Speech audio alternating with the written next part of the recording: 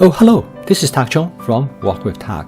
Welcome to my YouTube channel. If you enjoyed this video, please like, subscribe, and share. This morning when I went on my morning walk, I ran into this deer.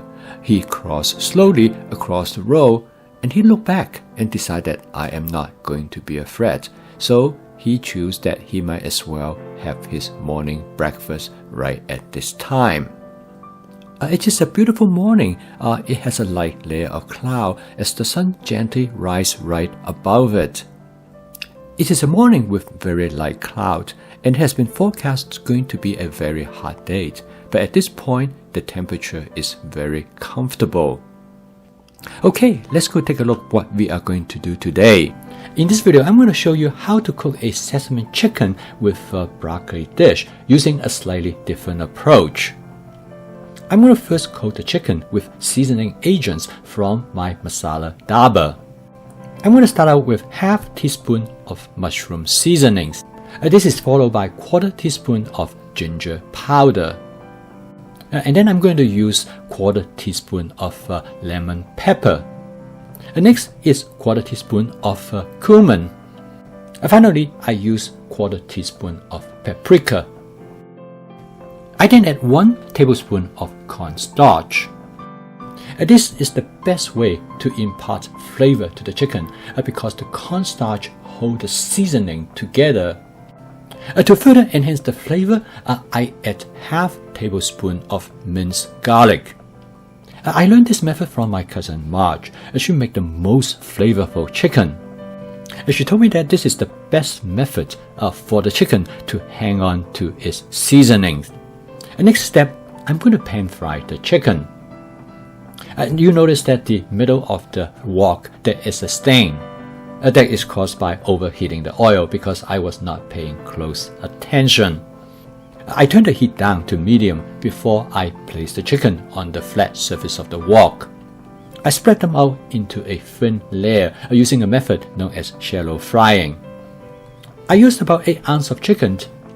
The chicken is prepped in advance, so I could thaw them out in a bowl of warm water in just about 10 minutes.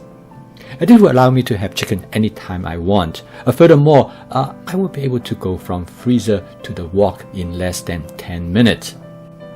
I'm going to fry the chicken on one side for about 30 seconds. Don't turn the chicken too quickly because when you first put in the chicken in the wok, it tends to stick to the surface of the wok. But once they are sufficiently fried, they will not stick to the wok at all. You notice that the surface of the chicken starts to turn brown. This is due to the charring of the seasoning agents as well as the garlic.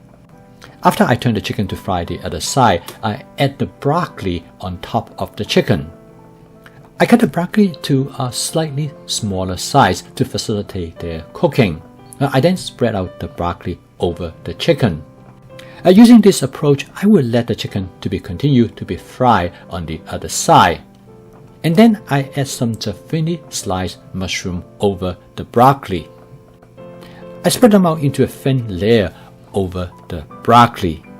I use a pair of tongs up to this point because they will give much better control.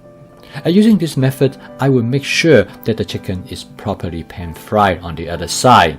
Allow this to cook for another 30 seconds and then I switch to a wok spatula. Using this method, I will be able to adequately pan fry the chicken to give it a slight crispy texture. At the same time, I will be able to achieve the texture that I want in the vegetables without overcooking the chicken. When I combine the seasoning of the chicken and with the minced garlic, I'm able to achieve nice caramelization as well as some charring on the surface of the chicken.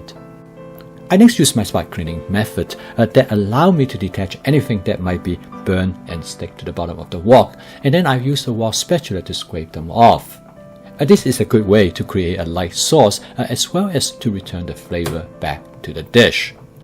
I'm then going to season the dish with a small amount of oyster sauce in combination with some hoisin sauce.